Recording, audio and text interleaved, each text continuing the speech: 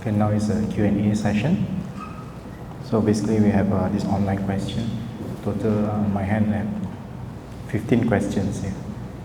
So I'll read out the question and Bhante will answer it directly. Bhante, can we start with the first question? Yeah, please. First question is, what if a person being rude to us, how to respond to rude person? All right. Good afternoon, everybody. And would like to inform you that we took up questions a bit earlier through this Slido app just to fine-tune the time, but you're still welcome to submit questions. It's just a matter of refreshing this page. We have 15 questions. We can go up to 20 questions from the Slido and leaving some room for in-person questions. That's the plan. So the first question, as you asked, what if a person being rude to us, how to respond to rude person? Yeah. What is being rude in the Buddhist context? What is being rude in the Buddhist context according to you? Harsh speech, right? That is the main thing that we know. But people can be rude in different other ways too, right? Especially entitlement aspect. You are supposed to do for me, right? And maybe making others responsible for things that that they should not be, should not have been responsible sometimes. I think these are tiny little micro things that can happen anywhere in our life. So first of all, let us define what is being rude, harsh in the context. Otherwise, there are people who can be even feeling disappointed even for a small comment, right? But for somebody else, it could be not something mean actually. Maybe it is because of the way how that person has been raised, the way how that person has been living with other people, but that the comment was not very friendly with that particular person. So let us put a threshold here. The threshold is what is really rude, really rude. So we can take it as the verbal misbehavior here. What is the verbal misbehavior in Buddhism? Today morning we discussed a little bit about it. Lying, slandering or talking behind the back, harsh speech or mean speech, and then gossiping.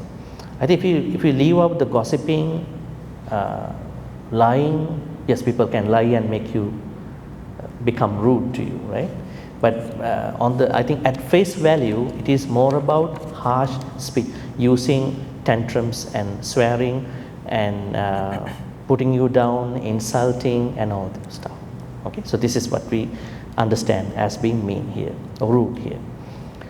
I think this is a very normal situation everywhere in the world, starting from the politics, coming down to our household.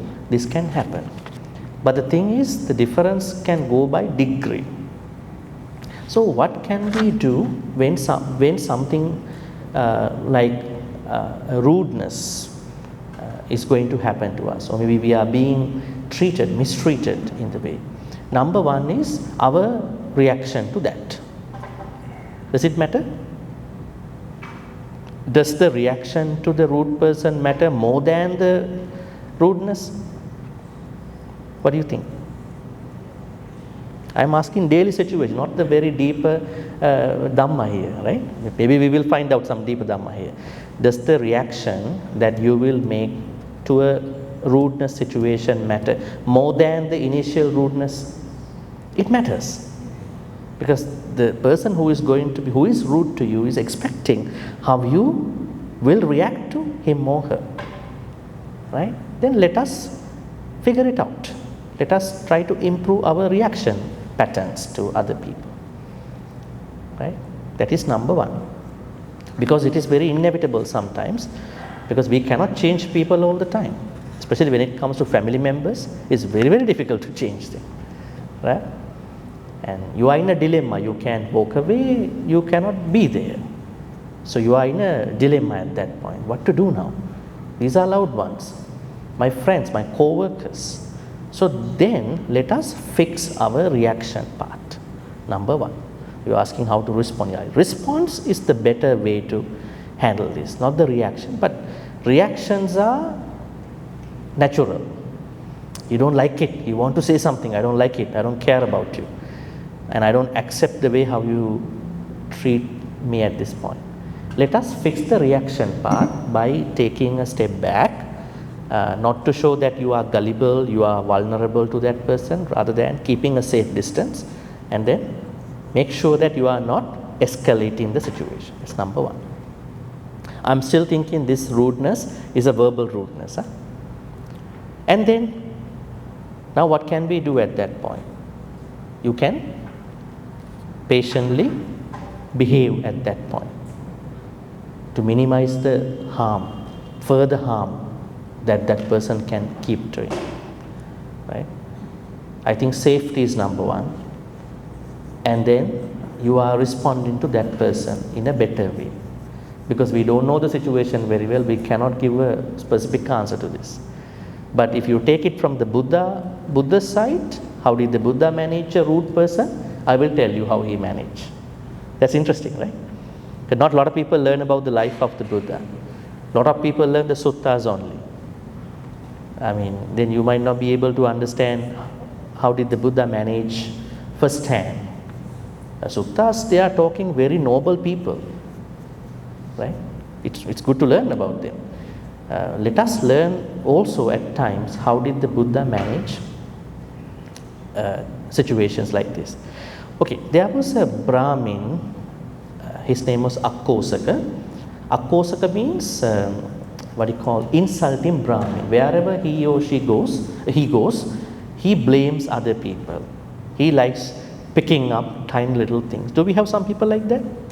Not here, right? Of course not here.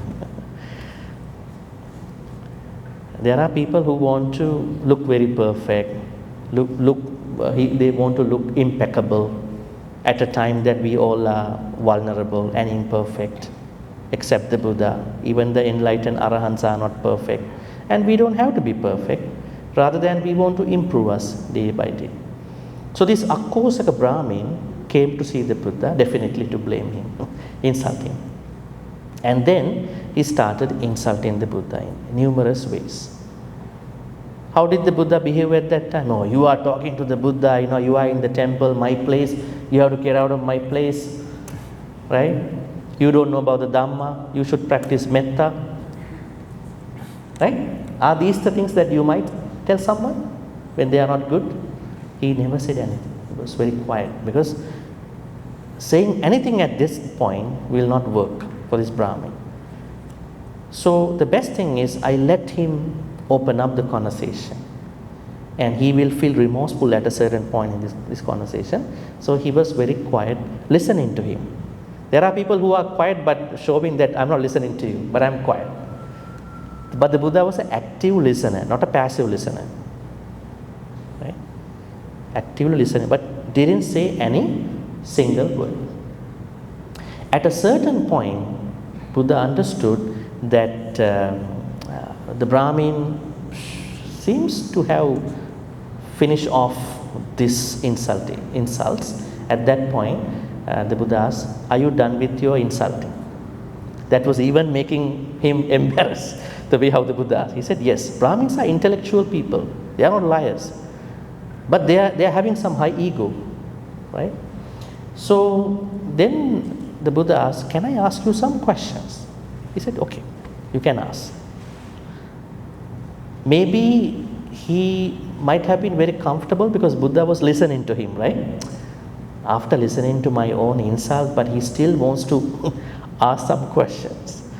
So at that point, the Buddha asked, "Brahmin, do you welcome visitors into your house?" Brahmin said, "Yeah, I'm a very hospitable person. I treat anybody who comes to my house. I treat very good. So a lot of people praise about my hospitality. Okay, that's good. And then the Buddha asked, how do you treat them? And Akosaka Bharadwaja Brahmin told the Buddha, I treat them with confectionery, sweets, snacks, and whatever the things I have at that point, I treat them. Okay. And then the Buddha asked, what if those visitors who come to your house are to say that we just had our breakfast, maybe lunch, maybe brunch, maybe dinner, maybe supper? What would you do to those food, snacks, sweets that you prepared for them earlier or maybe during the time? It doesn't matter. Once they left the place, if they are, to cook, cannot keep, we are going to consume those food. And the Buddha said, okay, that's a good idea too. And the next question which the Buddha asked was the game changer here, situation changer. The Buddha said, okay, you treated me so good today with your insult and I don't want to accept them. Can you please take them back? He was like, he was very embarrassed at that point. The way how the Buddha, put everything at that point. He was apologizing to the Buddha and then said, I withdrew everything that I said to you earlier. How did the Buddha manage a rude person? I think this is a very, if you look at it from face value, it's a very simple way to look at it. But what kind of courage, what kind of self-confidence you should have to go to that point? That is what we have to question. If you look at it from face value, surface level, something simple. But the situations where the rude people are with us and we are dealing with the rude people could be different than this. But do we have the courage? Do we have the strength to go to that level? I think we can. There's nothing we can say no when it comes to akusala. That is why you are here for the full day here, right? So let us learn from the Buddha that let us not react to a rude person and let us respond according to the situation, just like the Buddha, right? If possible, if the person wants to listen to us, we can address the issue a little bit longer. Insult is not good. I think we need to improve ourselves, right? Get into that kind of a conversation.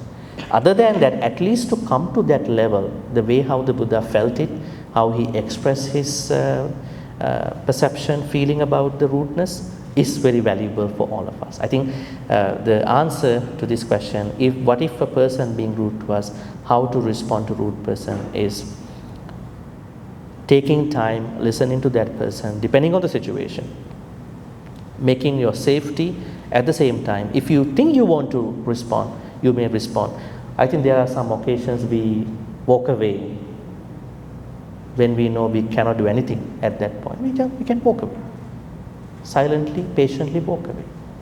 Not escalating the situation. So it's the response is very multifaceted. It is very different from one rude person to the other rude person, right? So we will think that way with regard to such people.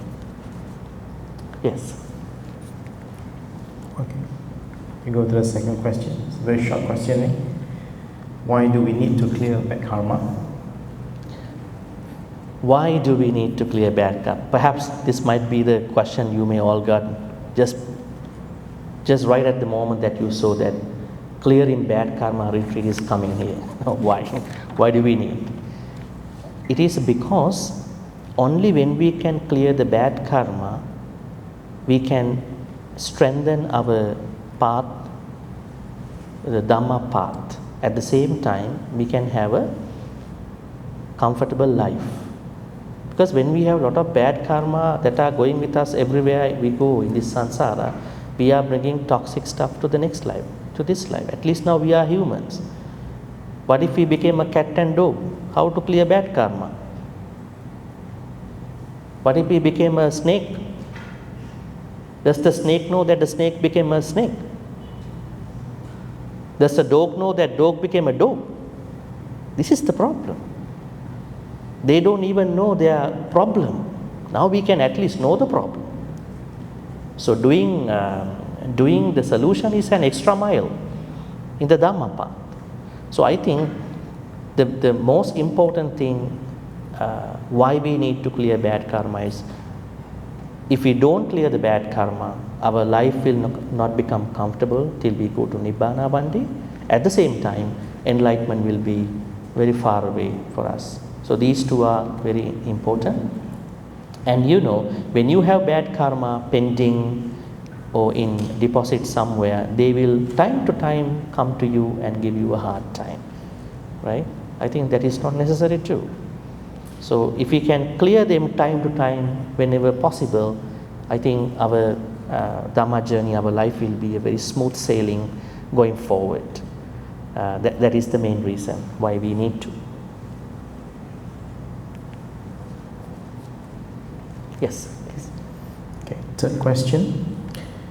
Can the bad karma be cleaned in this present action, or it will be cleaned after death or next life or future? Clearing the bad karma has to be done now, whenever possible, but some of the bad karmas will take time to be clear. It depends. Now think about Venerable Devadatta, who supported, who motivated King Ajasatta to kill his father Bimbisara, and then who personally asked patronage to kill the Buddha. And when those things didn't work, he personally intervened, killing the Buddha by throwing stones and all the other things. And finally, just before he passed away, he realized his problems, his bad karmas. And then what happened was that he decided that I cannot keep going this way. I have to apologize from the Buddha. Then the group of other monks in his group said, no, you don't need to go to see the Buddha.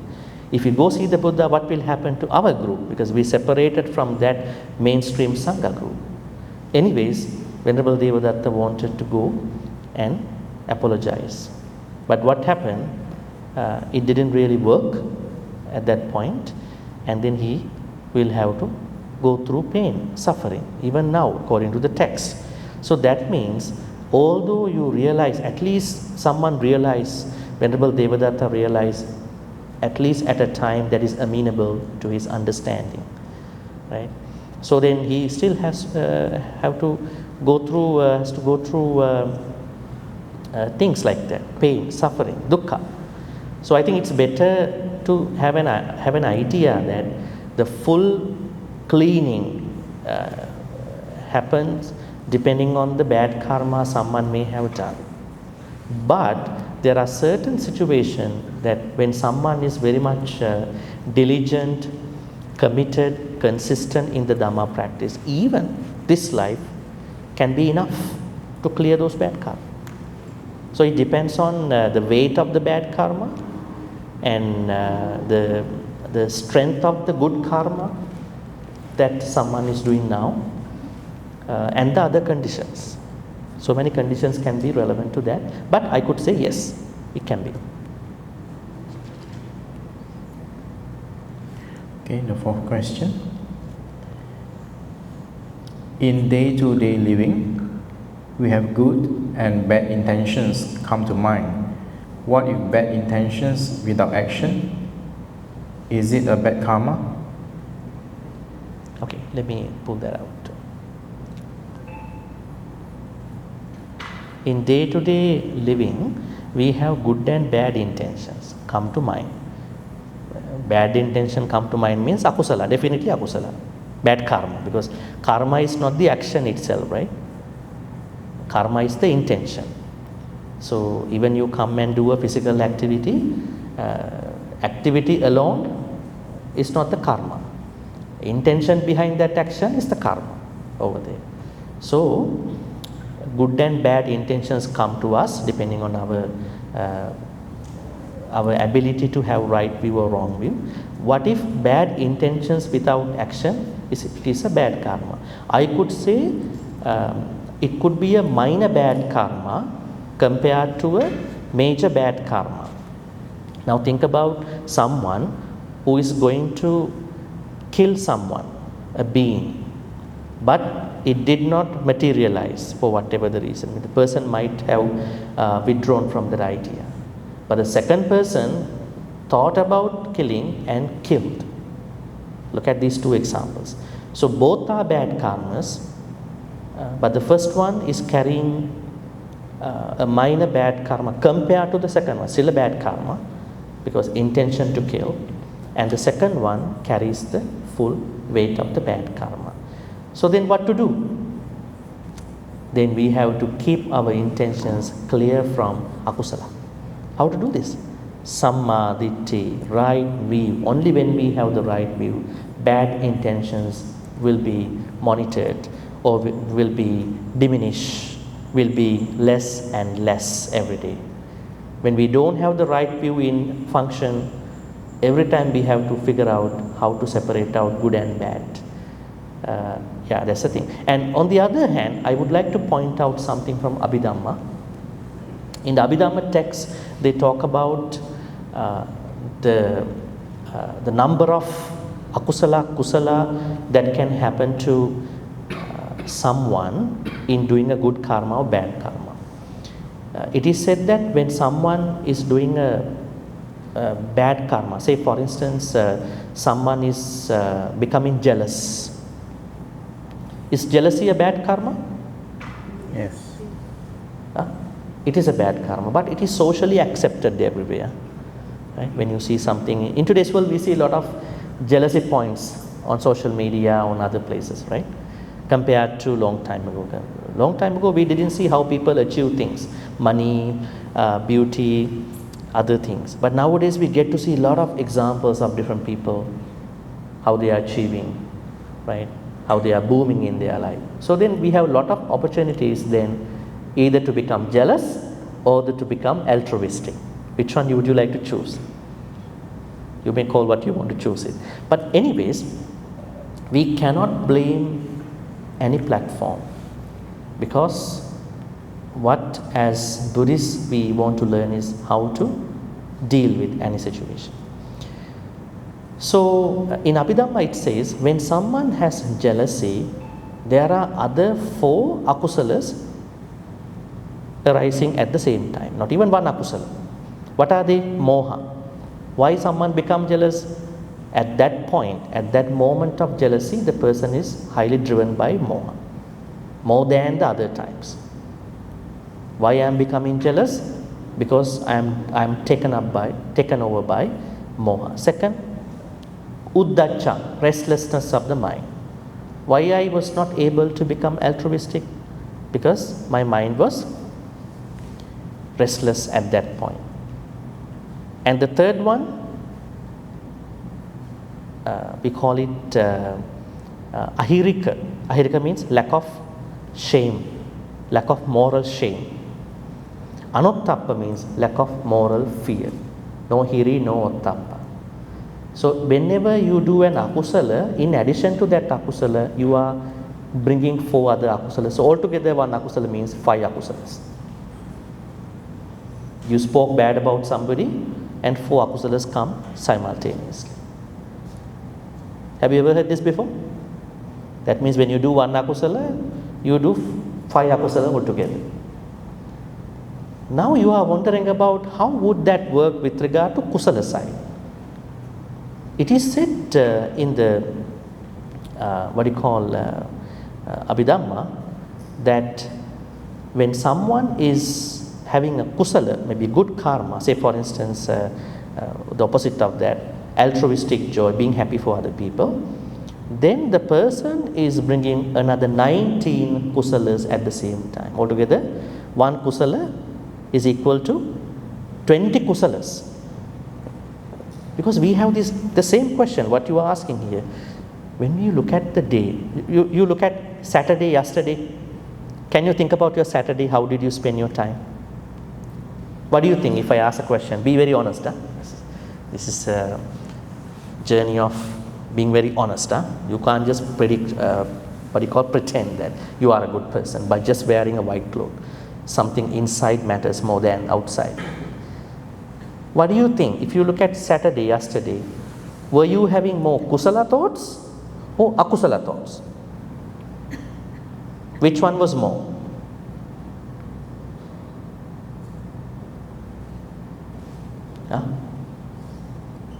Let's be honest. What side was more? Kusala or akusala? If you want to know, akusala means, were you having more greedy thoughts, angry thoughts, or deluded thoughts, confused thoughts, or were you having more generous thoughts, loving kindness thoughts, or wise thoughts? Which one was weighing over the other one? Akusala thoughts. Akusala. That's the nature. Don't blame anybody. That's the nature of our mind. That is why we need Dhamma. We want Dhamma. Dhamma is not to read a book. So, then we may have a question after 80 years, if you live that long, 70, 80 years, maybe at least 50, 60. If I go back in my life, if I can go back like in physics, time traveling, what karma may I have done? Or what side, was it kusala, vakusala, I have done for the most part of my life? And most of us might think that reality, right, which we did discuss just now. Then you might be very much worried, what would happen to me in the next life now? Right? Normally you can count your kusala karma, right? Most of you can count your kusala karma sometime. So that is the moment many people will be shocked to hear, shocked to think that I haven't done enough good karma compared to my darker side. But Abhidhamma says, no, even if you do one good karma, if you come up with one kusala thought, say for instance dana thought, maybe altruism, compassion, kindness, right? That very thought will carry another 19 kusala thoughts, altogether 20 kusala thoughts simultaneously appearing, like a cluster, kusala cluster. Now don't think, no matter I can do bad karma, I do 20 bad karma and I do 5 good karmas, and 5 multiplied by 20, 100. Don't go to that mathematical clarity. That's way too bad, right? I was trying to tell you why we were able to become humans when we know akusalas are more vulnerable to us. That is the reason. Because one kusala karma carries more kusala karmas. So let us multiply that side. So what I could say to this question, you are still good, you are asking, I still have bad intention, but I am not doing it, I am not executing. You are very good, but you have a long way to go as well. What is that long way? Can we get rid of even those bad intentions? You are much, much better in that path. That is the desideratum, that is the preferred area. I think you are still good because you know this is bad, you understand the akusala. You don't want to do it, very good, but still the journey is not complete. This particular journey, that means you need to get rid of even the intention. Actually, intentions, bad intentions can only be overcome only when you have right view. So the moment that you have right view, all the intentions come to you are right intentions. So I could say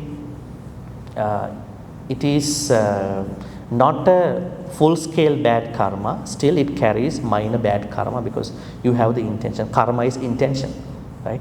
Let us try to work on it. Let us try to diminish that part too. Yes, next question please. The 5th question. If life indicates to us, example, sickness, anxiety, depression, jealousy, rudeness, short life, killing, suicide, poor, etc. Wow, so many are signs of past karma. Depending on the time, I try to give some short answers. Yes and no, right? It depends. So, anxiety, depression, they cannot be past karmas. These are two states of mind when someone doesn't know how to manage mental health. So we cannot put them into past karma, right? And sickness, sometime if you have a constant sickness, sickness every week, every other week, or every week, every month, every year, there must be a reason. Perhaps it could be a bad karma. Sometimes the physical sickness is visible, but you are creating mental sickness about the physical sickness, right? I'm sick, you are making the mantra every day from morning to evening, right? Then what happened? Mental sickness will overpower the physical sickness. This was a discussion about a teenager, some group of teenagers, about acne problems. More than the one acne the person was getting, thinking, oh, I have acne today, I have pimples today, and that affects metabolism. And by the end of that day, more pimples are coming out, more acne. This is one example to see. That means if we can take care of our mental health with the right attitude, positivity and all that, most of tiny little problems will go down. But if you are asking a cancer, if you are asking a chronic problem, then we will have to look at it from different aspects too, right? But even with regard to those issues, there may be certain reasons that are not related to the past karma. But if you ask about some sort of constant sicknesses, there may be a link to the past karma. Rudeness, definitely this could be this life problem. Short life, it can be, because some of the suttas talk about, like Chula Kamma Vibhanga Sutta talks about a premature death can happen to someone when that person had killed so many beings in past life. Suicide, we don't normally look at it from a karma. This is also something related to our management of our mental health. Poverty could be a past karma sometimes, but not completely. So it depends. We don't know exactly what could be the reason of some of these things about different individuals. So rather than picking up one or the other, better to keep doing good karma, right? So if you're going to know exactly what did you do, then that will create more problem, right? So let us keep doing all the good karmas. Yes. Okay. Number 6, the question. A good person at this life can have bad karma? What do you mean by bad karma? You mean experiencing a result of bad karma? Yes. It is not because the person is good in this life, it is because samsara is way farther than this life, right? So we are only in one life now, according to Buddhism. So we have spent a much. Even the Buddha said, I cannot see the root sometime. Buddha said in one place. So, I mean, rather than creating an unnecessary insecurity, maybe fear, let us keep doing good karma. Now we know what is good and what is bad. If we keep doing that, even those upcoming bad karmas will also be reduced, diminished. So, but still there is a possibility.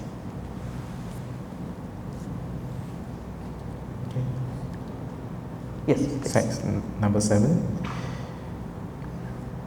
If you did something with good intention but ended up doing something bad, will you still get bad karma?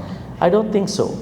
Sometimes you really want to help someone, but things end up in a very different way, right? So initially it shouldn't be. But if you did not do a proper research, if you did not really become careful about supporting someone with good intention.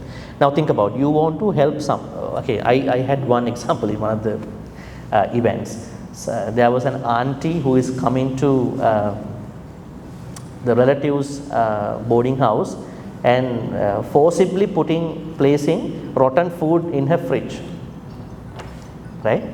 Now she wants to say no because I don't need your food because they are rotten, they are already expired food. No, no, no, you have to take it and you can eat them and all that, right? So look at that particular intention of that person. That means maybe she thinks in her own way that I'm supporting my niece, maybe, right? So as long as she understands her problem, perhaps it might not create issues. But if she knows that I'm trying only to get rid of my stale or expired food, right? There are people like that, right? They are not thinking about the recipient. They only want to give away what they don't want in their house, in their fridge. So they are trying to push other people, you have to eat it, you have to have it, right? I think then you are making other people very uncomfortable. I think that is, then at that point it's better not to give anything to other people, just throw away, because the Buddha said when you want to give something, at least think about whether this can be eatable, drinkable, usable by other person. We should have compassion over my next journey, next life. When we become too selfish about our dana, we think about, no, no, no, I want to give you, you must accept, you must eat it. That is, in my understanding, not a nice thing, very unfair to do such kind of a thing. So let us think that we need some sincerity, definitely some honesty about how to give, what to give, whether the recipient will like it or not. Now when you want to give a gift, you are searching about whether the recipient will like or not, right? Right? Normally we do that if we can, right? So the question once again, will you still get good karma if you expected it? Is it the question? Actually, no, second one. If you did something with good intention but ended up doing something bad, will you still get bad? No, because you had good intention. But if you keep doing that without doing some research about why my dana fails, why my good karma fails, maybe I am not careful about doing this particular good activity. Better to do that thing. Otherwise, if you keep doing it and then both the parties will be uncomfortable. I think this is happening because you have not done that research that should have done before the dana. So I think initially no, but if you keep doing it, if you keep creating that chaotic situation, I think some minor forms of bad karma can come. Okay, actually this question I accidentally skipped it. It's actually related to the question that you answered just now. Will you still get good karma if you expected it or do good things insincerely? Yes, you still get good karma because you did the good karma. But compared to the good karma when you did without expectation, the degree of good karma will be lower than the good karma you did without expectation. So your good karma will not be that strong compared to a good karma being done without expectation. So still good karma, still we are humans, but we have differences, right? In terms of wealth, acceptance, relationship, education, we have differences. Why? There are certain karmas we are carrying. We cannot deny that. We will say, no, we have to be fair enough to everybody, yes. But still we know what is happening. What is happening within me, what is happening in the world, everywhere. So that's why it is said, when you do a good karma, don't make it cheap. Do it as necessary. Do it as it was asked by the Buddha here. That means try to lower our expectations. Do our good karma by lowering our expectation side. But still that is a good karma even done with expectation. But compared to the opposite side, good karma without expectation, that will be weaker than the stronger karma. But this is touching on sincerity. Yes, then that is a problem, that you are saying you are not even sincere at a certain point. That means what are you carrying, what intentions are you carrying while doing it? Then that has to be questioned again. I don't know what ulterior motive you may have had with regard to sin. That is definitely more weakening, further weakening because good karma is basically coming from intention. So if you say you had expectation, you have insincerity, then it is going double down there. 2 steps down in that karma, but still a minor karma. Yeah. Okay. Next one. Beggar asks for money. Should I give money to beggar? Sometimes I doubt whether give for betterment or cause harm to beggar. Very interesting question. Well, it depends. I mean, definitely we want to help others. If someone really wants something, we think what we can give to them. It depends. But you don't define the beggar, right? Even our relatives can be beggars at that point. They also ask money from you sometime, right? Can you lend some money, we want to borrow some money. We don't know. You don't define about beggars, so I cannot take it as a blanket word over here. What I can say is, you are asking, should I give money to beggar? No, we have to be generous to anybody, not even to beggar, not even to Sangha members, right? We have to carry that. But you are saying you doubt whether give for betterment or cause harm to beggar. Sometimes, yes, you are right, when you give money, the beggar is only accustomed to getting money. Beggar is not going anywhere higher than that. Say for instance, you give money, they are saying that we have a child, the child wants some milk powder, right? And then, but they don't have a child, right? Maybe they are saying they are deformed, they cannot walk, but when they took your money, and you see they are walking nicely, right? After 250 meters away.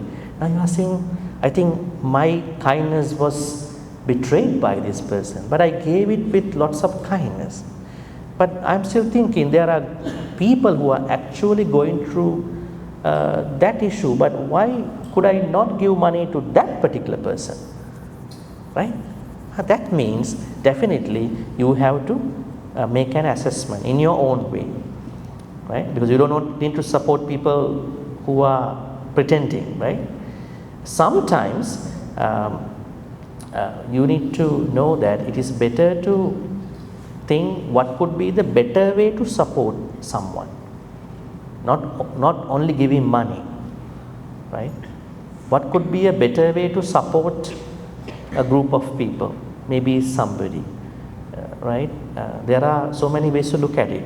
So I think what I say is that you can give money depending on the situation, the need of that person and all that. At the same time, look at what could be a better way to support, if there is a way. So it depends on these 2 aspects, but keep the generosity going on. Yeah. Okay, question 9. I advise my Muslim colleagues to go Friday prayer in mosque, but instead, do you want to convert Muslim? Is it a bad karma? I advise my Muslim colleague to go Friday prayer in mosque, but he said, do you want to convert Muslim? What you want to convert into a Muslim or not? I still don't get it. I mean, the person who is here said to your Muslim colleague to go for the Friday prayer, and then? So the Muslim colleague asked him back, you want to convert into a Muslim or not? Okay, that is more explained. Well, the first thing is that these are very sensitive topics, I think, very personal, sensitive topics with regard to religions actually. So I don't know how close are you to that person. I don't know whether you need to tell that to this person, you should go to the mosque, right? What if that somebody asks you, you should go to the Buddhist temple over there. A Muslim tells you, why should I? I mean, I have to think about it. I think we don't need to push anybody unless the person is looking for it. Or maybe we have a friend, especially I'm talking non-Buddhist situations, right? So better not to go to that conversation, but now you got the answer from the person, right? Anybody who asks this question, you got the answer, because the person asks Why you are interested about Islam, right? All that, right? So I think you're asking it is a bad. I don't think it's a bad karma. I think it is a very sensitive thing. You have to be very mindful about what to ask, what to say to other people, especially non-Buddhists and even the Buddhists, right? So if you only understand someone is looking for a place to go, you can support. Otherwise, I don't think these are necessary to encourage this way.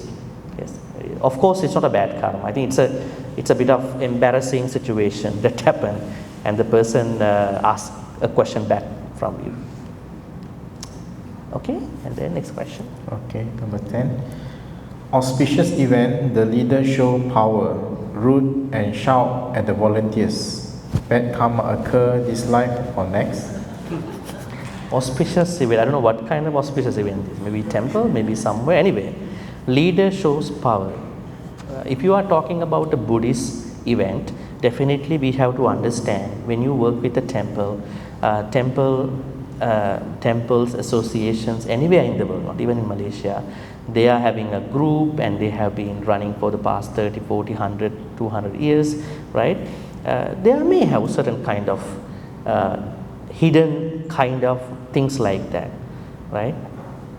Are you asking, is the leader making bad karma, or are you making the bad karma, the way how you respond to the leader? It's not clear here actually. I think it's the karma retribution to the leader.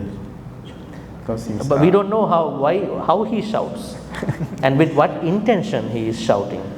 If you ask the leader, I shout because I want to get this done, this festival, this event. But I think he or she should be mindful about the words, because there are better ways to ask people to support the association place, I think. So, yeah, depending on the intention. So, if the intention was to hurt the volunteers and then to show the power, if you say it's showing the power, then definitely it could be a kind of bad karma coming from conceit, mana and ego, definitely. Because in other words, the person might be asking you to think, I am the leader, I am the leader. This I am idea is sakkaya ditthi if you make it that stronger. But anyways, when you are a leader, you have to talk to your people. I hope that you understand to find out better ways to talk to the volunteers and others in a nice way, in a better way, right? It's like when you make food, let's say you have an argument with your family members, you may use it in different tones, right? You can say, food is ready, go and eat. Say something like that, right? At the same time, you can lower your tone and say, it's ready. What can I get for you? I think when you are a leader, especially in the leadership skills, it is said that how to talk to other people. You don't have to worry. You don't need to shout at anybody. It is not shouting that you need to bring people to you. It's the engagement. So I think the leader, we don't know what intentions does the leader have in that part, but on the surface level, I think leaders should be more kind, listening to others to get this done. Yeah. Okay, nice. If we have bad karma, is this stop us to attain nibbana, even our lost thoughts are pure and good? No, bad karmas are lengthening our time to be in the samsara. This is the problem. This is, once again I am telling you, somebody asked, why should we need to clear bad? Because it delays us in going to nibbana, because then we have to face the consequences. Unnecessary time, right? It's like a flat tire, on the highway. Right? When you have a flat tire, you have to wait until the new tire is fixed. Why to have flat tires in the samsara? We want to go to the destination without the flat tire, without an accident, right? So these are all accidents to me. These are all flat tires, maintenance problems in our journey. We need to get rid of them. That's why we need to know how not to create further bad karma, how to clear the existing bad karma. So it's a smooth sailing onto our journey.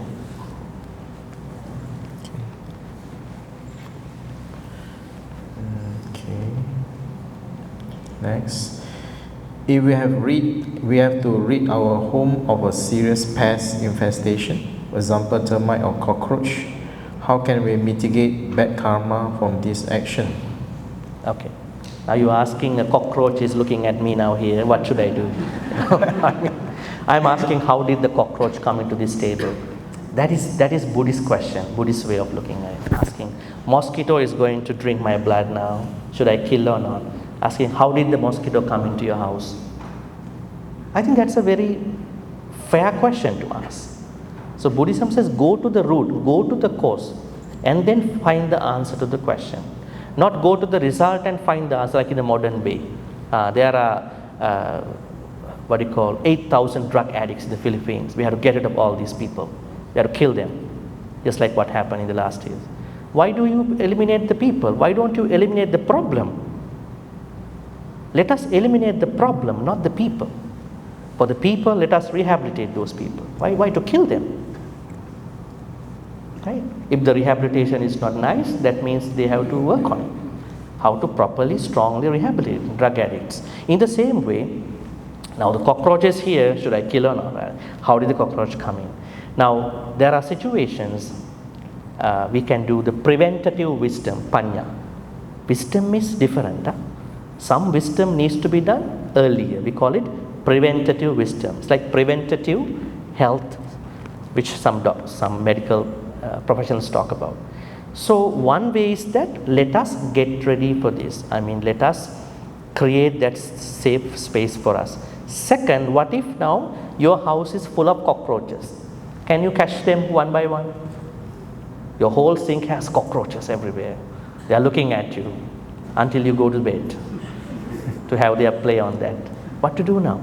You can't do anything, right? But you are thinking, you have to call the pest control. Now you know what will happen now. Who is responsible for that at that point? Of course you have to live. Either cockroach should live in the house or you should live in the house, right? That's why we have to minimize the problem before it becomes a problem. Let us eliminate the problem, not the people who will become the problem later on. So also termites and all the other things. So what about other things? Ants. You are not someone who is mindful about. People are talking about mindfulness in a temple retreat. Are they mindful while they are eating? They are eating everywhere in the house. Then they are blaming, oh, look at ants. Ants are everywhere. Who asked ants to come to your house?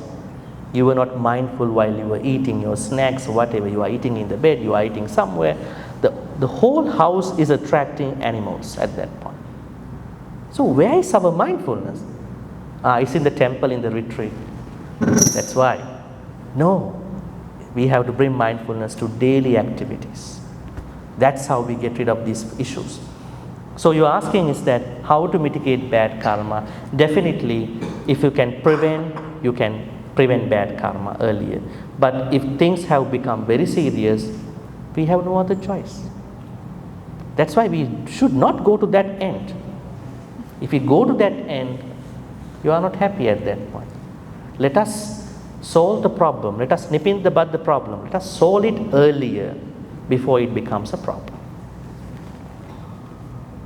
You ask how to mitigate the bad karma. I mean, how to catch. Are you going to catch them one by one? Right? If you can, it's okay, but you are not able to do it. 1,000 cockroaches in the house. Right? They are breeding. Yes.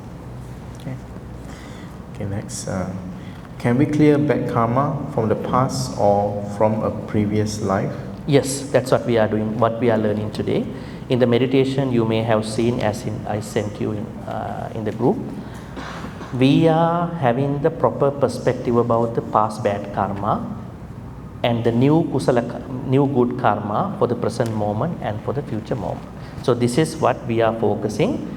Then please keep in mind, it will become an affirmation in the meditation, but the real practice will happen. The real clearing of bad karma happen when you go back home after this. Meditation is an affirmation for that. So yes, definitely. When we know more about this thing, we can do it every day, every moment. Yeah. Okay. If sound gentle but harsh meaning, it is a right speech. Is it a right speech? is it bad karma or good karma? If sound gentle but harsh meaning, is it right speech? But normally meaning has to be gentle. Right. Meaning has to be gentle. Maybe the sound could be little tough sometimes. It can happen. Now you are saying meaning is already harsh. If meaning is harsh, I don't think there is right speech.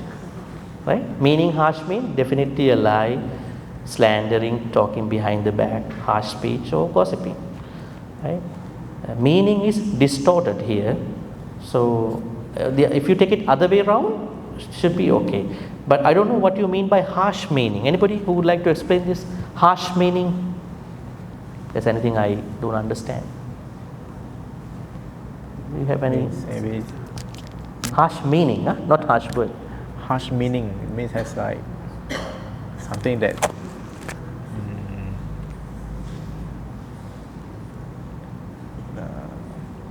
it hurt the heart. It hurts. Yes. Yeah, so that means the content of the word is very harsh. Right? Yes. The content is harsh. Then, but the sound is gentle. Very sarcastic. Sarcasm. Okay. So what is the problem? Intention is the why you want to be sarcastic? Intention is sarcastic. Yeah, sarcastic. Definitely it carries bad karma. What I'm saying is that why can't those people explain what they want to explain in a nice way, in a better way, both sound wise and both the content wise? I think then that should be okay. I think this is something like one wants to show the frustration about the person. Office politics, of same level, sometimes office politics.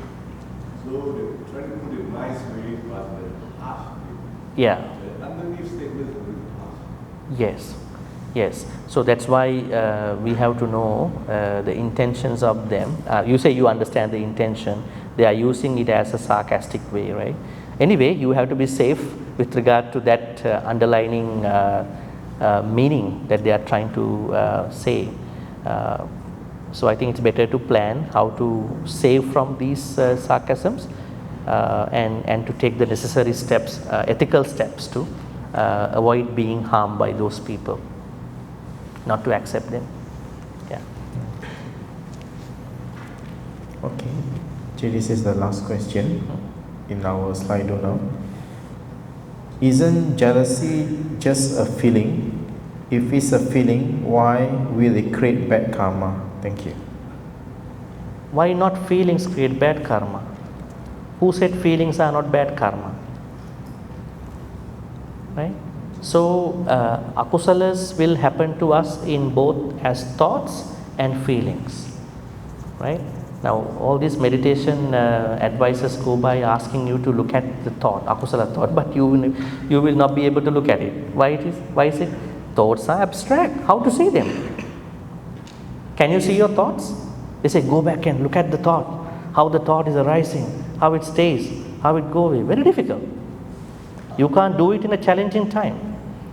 What about the feeling? If I look at watch my feeling, when it arrives, I feel it now. I feel jealousy now. It is an indication of akusala. So, in the sutta text, Buddha has clearly said that it is better to tackle your akusala at the feeling level more than the chitta level. But chitta level also you can do it, but it's very challenging to do it. So, if you feel jealous at any point, that is a good wake-up call to check how you look at the achievement of the other person.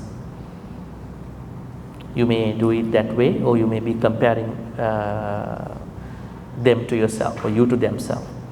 So if it is a feeling, why will it create bad karma? Yes, bad karmas are arising from feelings and thoughts. When it is a feeling, you can catch it on the spot. You can catch it head on. You can do the necessary thing. If it is a thought, you have to go back, look at it. It's pretty difficult actually. You know, it's like an art, abstract stuff. So better that's why the Buddha asks you to practice Vedana-nupassana. What is that? Satipatthana Sutta, Buddha says, you can be mindful based on the feelings. right? And then the Buddha talks about you can be mindful based on the thoughts, but better to catch it from the feelings. Now when you are angry, can you look at the angry thought through a thought or through a feeling? Which one is more tangible to you? Feeling. You can feel the anger, right? You can feel it. That means you can do the necessary kusala things right away, head on, through a feeling understanding better than a thought understanding. So I could say don't try to separate out feeling, thought with regard to bad karma. Both are creating bad karma. But I think you can catch it head on when you go through the feeling level that is blooming. I think this That's all, right? question just came in Just 2 minutes came in. ago. Maybe we can take the last one. This is the last question. Yes. Just came in 2 minutes ago. Can an abuse victim hold onto hatred for the abuser? Does that create bad karma for the victim? Can an abuse victim hold on to hatred for the abuser? Does that create bad karma for the victim? Yes, abuse victim can definitely create hatred towards those people who did the abusing thing for the abusers. That can happen, right? Well, when it comes to bad karma, there is no such thing called justification or non-justification. Abuser did something to me, so I had to be angry at you. I had to create hatred. Initially, it is very unavoidable. But later on, the person has to one day understand this is not the way that I have to have my thoughts, feelings about that person. I don't have any connection at that point. But at least I have to heal myself, not the abuser himself or herself. Right? Let's say somebody abused another person, that person not even existing, but still this person is creating hatred from morning to evening. So one day you will die with that hatred. So will you go to a better place? Right? So this does not justify abusers abusing thing, condemning that abusing thing, but you are still living, you have a precious life. Why are you going to destroy that life just because of somebody who came to you at a certain point? You have to be happy. You deserve happiness. You deserve healing. Our last retreat was healing, remember? You deserve healing. So I think one day I hope this person who was abused will look at the abuser in a different way, not to say okay to the abusing, but to heal from the abusing, because that person has to heal. Otherwise, this particular person will also go to a lot of problems every day. His or her life will always go through problems. So the person who was abused will eat with hatred, travel with hatred, every day, morning to evening. One day you will die with hatred. We never know. So I think that is a very unfortunate situation. So I think it's better to look at it that way. All right, we got another question, but because of the timing, can we take that question in our reflection activity? Okay, the flower bathing one. Okay. This last question, we'll take it in the reflection time, so okay. I can answer that in that time because of the timing.